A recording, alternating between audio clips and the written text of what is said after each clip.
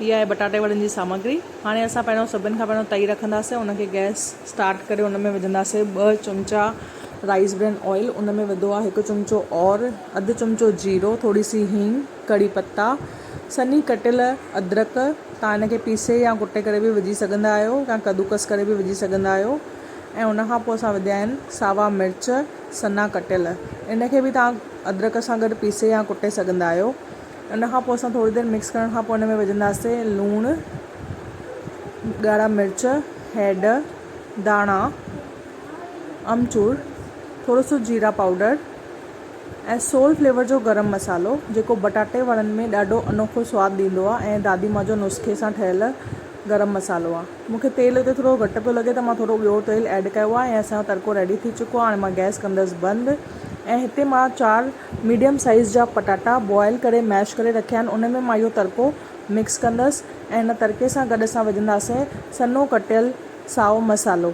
इहो विझी करे असां हिनखे चङी तरह मिक्स कंदासीं। असांजे बटाटे वड़नि जो बैटर रेडी थी वेंदो ऐं उनखां पोइ असां ठाहींदासीं बटाटे वड़नि जे मथां कोट करण लाइ बेसण जो बैटर। त हिते मां विधो आहे अधु कप बेसण ऐं अधु कप मकईअ जो अटो, जंहिंसां एसिडिटी जंहिंखे प्रॉब्लम आहे त मकईअ जो अटो विझण सां ॾाढो सुठो थींदो आहे। उन में विधो आहे असां लूणु, ॻाढ़ा मिर्च, हैड, थोरी सी सोडा ऐं पाणी। फ्लोइंग कंसिस्टेंसी जो बैटर ठाहे छॾियो आहे। हाणे असां गैस ते रखी आहे तई, उन में रखियो आहे तेल फ्राई करण लाइ, गरम करण लाइ। ऐं असां ॿिए पासे जेको पटाटे जो मसालो ठाहे रखियो आहे उन जा असां गोल गोल लॾूं ठाहे वठंदासीं। हाणे लॾुनि खे बैटर में डिप करे गरम ऑयल में घटि गैस करे उन में विझंदासीं।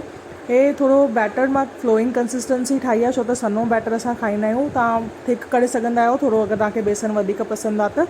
ऐं छो त हथ सां विझण में जाम बोड़ पई निकिरे साइड खां, त इन करे मां उनखे चमचे सां बि विधो आहे। चमचे सां विझण सां हिन में जेका बोर आहे उहो घटि पई निकिरे, त इनखे असां अधु कचो ॿिन्ही पासे तरे वठंदासीं। उनखां पोइ कढंदासीं, कढे करे पोइ वापसि खां थिपींदासीं ऐं थिपे करे वरी असां तेल तपाए करे फास्ट ते उनखे फ्राई कंदासीं, जीअं असांजा जेके वड़ा आहिनि उहे ॿाहिरां खां क्रिस्पी ऐं अंदरां खां सॉफ्ट ऐं यमी ठही करे रेडी थी वञनि। असां हिते ॿी बैच बि फ्राई करे रहिया आहियूं उन ई नमूने जीअं असां पहिरीं बैच फ्राई कई आहे। इन में यादि रखण जहिड़ी ॻाल्हि इहा, जेका बोर ठहे थी उहो बि तव्हां कढंदा वञो, न त तव्हांजो तेल ख़राबु थी वेंदो। जीअं ई तव्हां बटाटे वारा कढो था उन सां गॾु जेका बि एक्स्ट्रा कटिंग्स आहे उहो बि तव्हां कढी वठो। हाणे थिपे करे असां बटाटे वारा विधा आहिनि। तव्हांखे इहा बटाटे वड़नि जी रेसिपी कीअं लॻी ज़रूरु कमेंट करे ॿुधाइजो। अगरि पसंदि आई हुजे त लाइक ज़रूरु कजो ऐं माइटनि माइटनि सेणनि सजननि दोस्तनि सां शेयर कजो। ऐं उनखां पोइ अगरि तव्हां सब्सक्राइब न कयो त सब्सक्राइब करे पासे में घंटी खे क्लिक कयो। पटाटे वारा रेडी।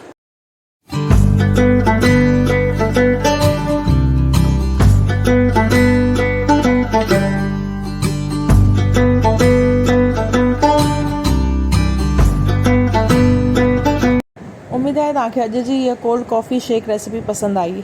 डिनर में असां ठाहिण वारा आहियूं स्प्राउट्स जो सलाद। उन लाइ अधु कोप स्प्राउट्स में असां विधो आहे 1 काकड़ी, 1 टमाटो, 1 बीट बॉयल कयल, अधु शिमला मिर्च ऐं अधु गजर सनी कटियल। उन में विधो आहे लूणु, सावा मिर्च ऐं अदरक कटियल, उन में तव्हां पेस्ट ठाहे करे बि विझी सघंदा आहियो, कारा मिर्च, थोरो रोस्टेड जीरा पाउडर, इमलीअ जी मिठी चटनी, अंबड़ी ऐं साए मसाले जी चटनी ऐं रोस्टेड मुङेरनि जो पाउडर। तव्हांखे इहे रेसिपीज़ कीअं लॻियूं कमेंट करे ज़रूरु ॿुधाइजो। वीडियो खे लाइक कजो, चैनल खे सब्सक्राइब करे घंटी ज़रूरु वॼाइजो। मिलूं था ॿिए वीडियो में। शुभ रात्रि, जय झूलेलाल।